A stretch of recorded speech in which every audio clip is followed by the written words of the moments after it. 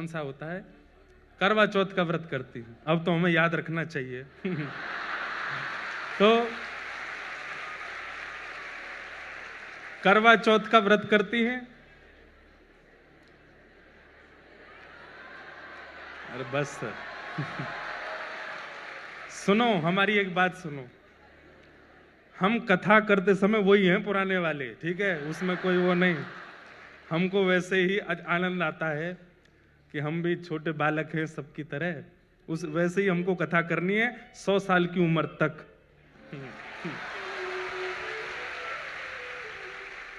तो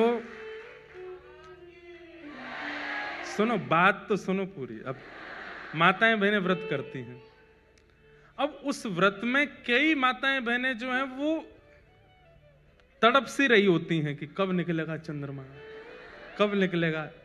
उस दिन जैसी चंद्रमा की आराधना कभी कई कई जगहों पे बादल आ जाते। इस बार हम करवा चौथ वाले दिन बद्रीनाथ में थे, तो वहां पे 2-4 माताएं थीं, वो भी बोले महाराज जी बादल आ गए।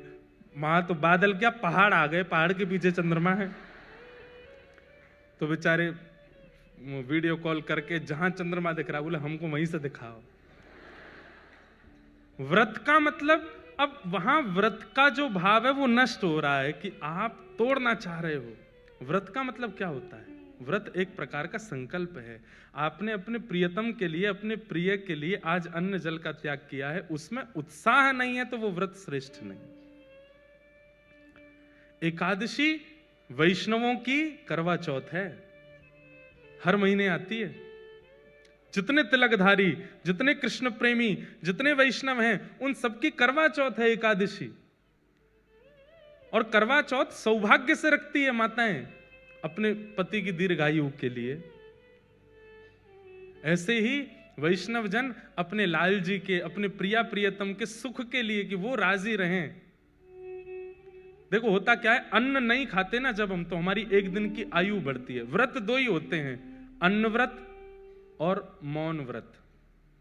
ये 2 ही हमारी जीवन को घटाते हैं।